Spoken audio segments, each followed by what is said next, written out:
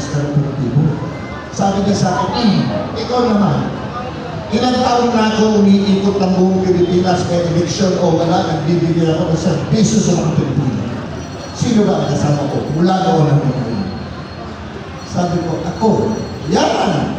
Kaya kita tinatawag na Mr. Efectivo dahil sigurado ako, sabi ni Senator Bongo, sigurado siya na magiging epektibo kung maglingkod at magservisyo.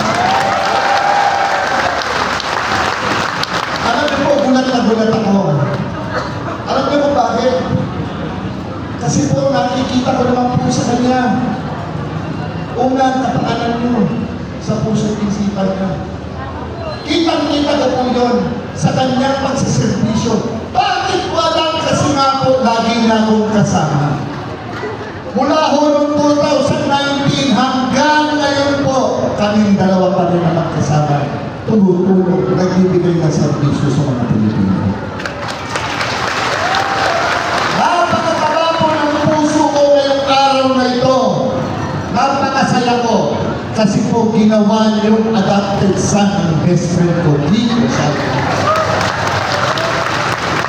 Naramdaman ko po na mahal ni Mayor, Vice Mayor at lahat ng mga konsehales ang aking kaibigan. At nararamdaman ko po ang pagmamahal niyo sa kanya.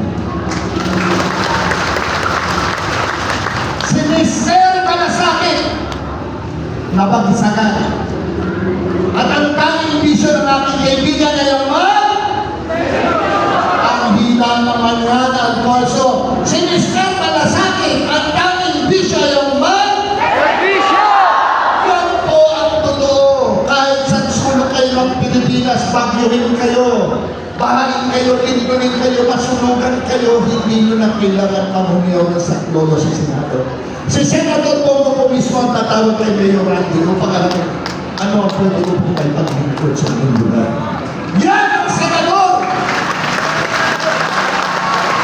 Ang kauna-unahang senador na naglapit ng gobyerno sa pinakamahihirap na mahirap para hindi na mahirapan pa kumabot sa gobyerno ang mga mahirap. Yan po ang inyong adopted son! Ngayon po, pwede ba ako magtanong sa inyo? Pwede ba, Alfonso? Galing sa puso sana ang aming salon. Mahal mo ba, best friend? Alfonso! Mahal mo ba ang best friend ko?